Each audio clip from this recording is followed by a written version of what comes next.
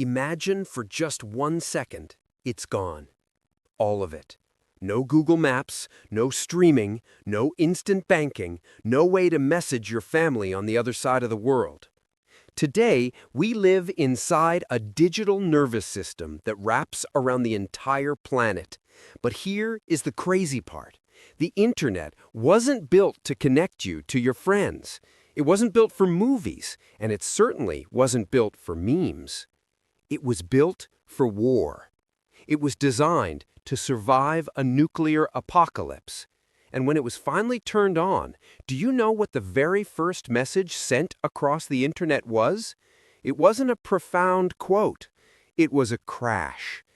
This is the story of how a military experiment escaped the lab and rewired the human race. Welcome back. Today, we are decoding the history of the internet. Now, people often confuse the web with the internet. They aren't the same thing. The internet is the tracks, the web is the train.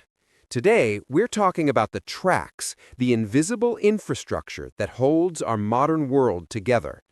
We're going to go from the terrified scientists of the Cold War to the dorm room of Mark Zuckerberg, and finally, to the AI revolution we're living in right now. By the end of this video, you will never look at your Wi-Fi router the same way again. To find the start, we have to go back to 1957. The Cold War is freezing over. The United States feels safe and technologically superior. Then, the Soviet Union launches Sputnik. It was a beach ball-sized satellite that did almost nothing but beep. But to the U.S. government, that beep was terrifying. It meant the Soviets could put things into space. And if they could put a satellite there, they could put a nuclear bomb there. The U.S. panicked. In response, President Eisenhower created ARPA, the Advanced Research Projects Agency. Their job?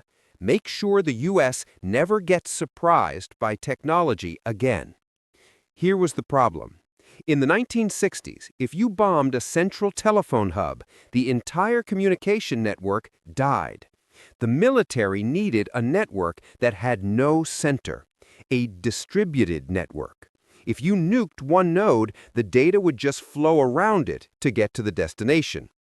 This idea came from a visionary named J.C.R. Licklider. He didn't call it the Internet. He called it the Intergalactic Computer Network. Sounds sci-fi, right? But he convinced ARPA to build it. Fast forward to October 29, 1969. The place? A small room at UCLA.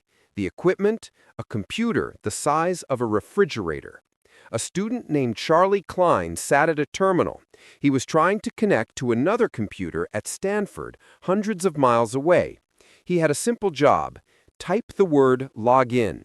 He gets on the phone with Stanford. He types L.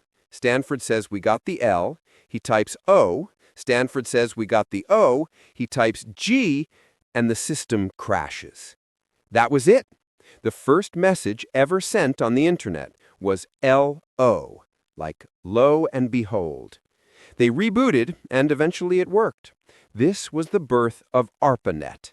At first, it was just 4 computers, then 10, then 50. But it was a mess. Different computers spoke different languages. It was like trying to get a French speaker to explain quantum physics to a Japanese speaker using hand signals. We needed a translator. Enter 2 legends, Vint Cerf and Bob Kahn. In the mid-70s, they invented something called TCP/IP. Don't let the acronym bore you. This is the most important invention in the history of communication.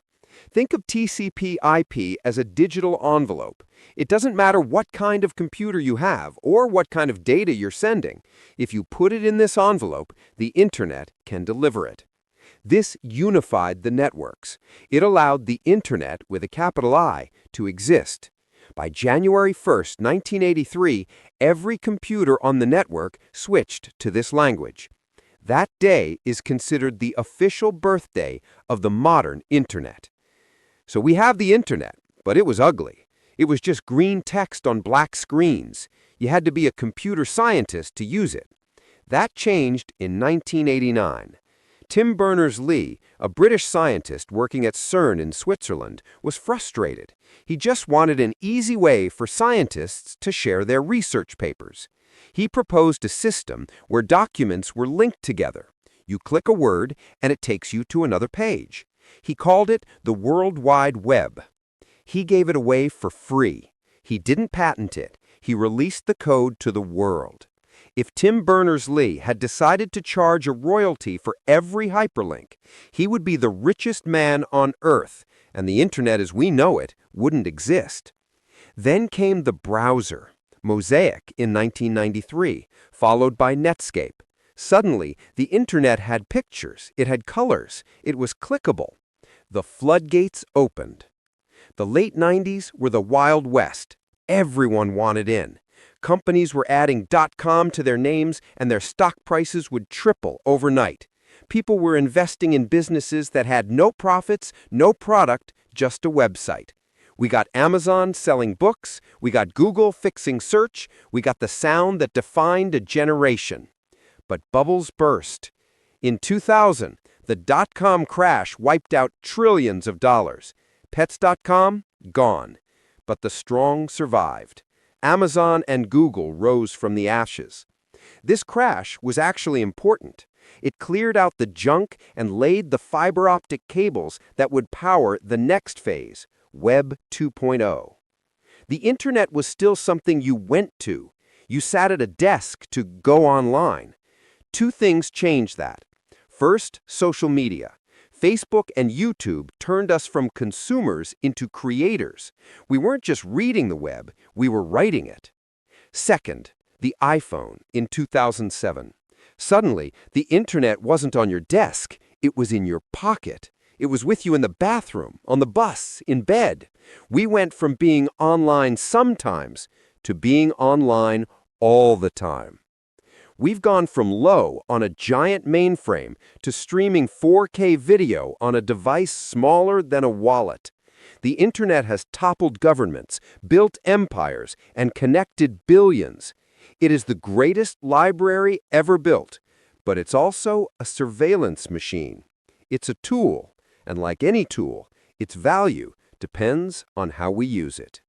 The first 50 years were about building the connection.